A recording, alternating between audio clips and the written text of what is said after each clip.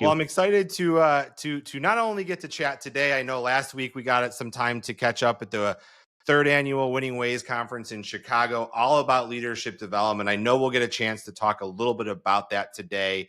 But as we were catching up, it sounds like it's been since about July 2022 since you took the role of managing partner at Brinker Simpson. Yep, that's correct. The former managing partner, who was my cousin, started the firm back in '89 and built us up to a great firm. And July 1st of 2022, he decided to step aside. He's still involved with the firm, but yeah, it's been a great 2.5 years so far. So you have this unique situation, not only from a family perspective, but you had a managing partner there almost 30 plus years, name on the door. You're stepping in as the first new face, after a very long time. I'm sure there come with some inherent challenges. I guess, what are some of the things that kind of came up at the forefront of that transition that said, hey, these are some things we're going to have to tackle that we might be having to do differently, and it's just going to take some time to get there. Yeah, yeah. There's been a few, and after Bob's transition, he's been invaluable to me for as far as advice and helping me think through some issues. But we're just like other accounting firms. The labor shortage within the accounting market has affected us, and Yeah. we're looking to start doing some offshoring this year.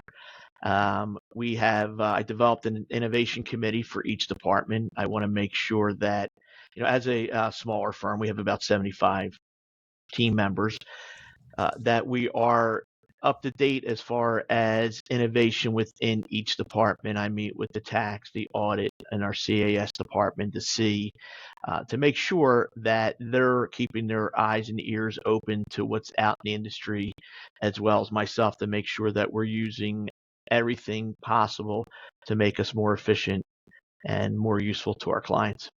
Really cool. So each department has an innovation committee. What does that typically look like? 2, 3, 5 people, practice leader plus some different ranks. Would love to hear a little bit more about that.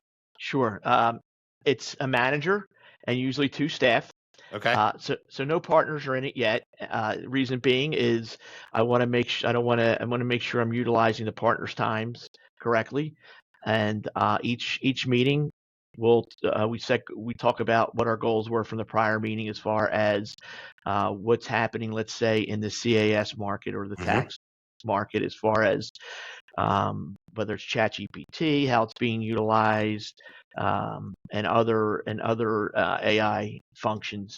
And we'll sit and go through it. For instance, one of the staff members in audit gave a presentation on what they're reading and seeing in the market. He reached out to one of his former college professors to see what they're doing or what they're hearing on what's going on out in the market, and spoke to some former classmates who work at bigger firms and what they're utilizing. So it's something we don't have to be the first to adapt, but Mm-hmm. we can't be the last to adapt. So trying to get some employee buy-in, and that I'm putting it in their hands to make sure that we have what we need to be successful and to be as efficient as possible.